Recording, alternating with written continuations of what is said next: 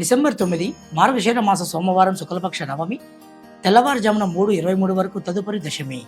పూర్వభద్ర నక్షత్రం పగలు 1:16 వరకు తదుపరి ఉత్తరాభద్ర నక్షత్రం. దుర్ముహూర్తం పగలు 12:14 నుండి 12:55 మధ్య గలదు.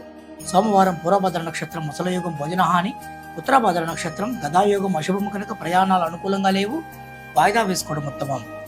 కాలభైరవ స్వామిని నల్లని పుష్పాలు లేదా నీలివర్ణం పువ్వుల చేత పూజిస్తే భయంకరమైన అపమృత్యు దోషాలు తొలుగుతాయి. గ్రహాల యొక్క అనుగ్రహం లభిస్తుంది. కంద, బచ్చలి, దుంపలు, ఆకుకూరలు స్వయం పాకం ఒక అర్హత గల బ్రాహ్మణుకు గాని గురువులకు గాని దానం ఇచ్చిన ఎడల ఏనాడు జీవితంలో భుక్తికి లోటుండదని గురువచనము. కర్కాటక రాశి వారు సాయంత్రం ప్రదోషకాలం మందు శివాలయంలో చేసే ప్రదక్షిణల వలన ఎన్నో సంవత్సరాల నుండి ఇబ్బందులు పడుతున్న భూ వివాదాలు కొలిక్కి వస్తాయి.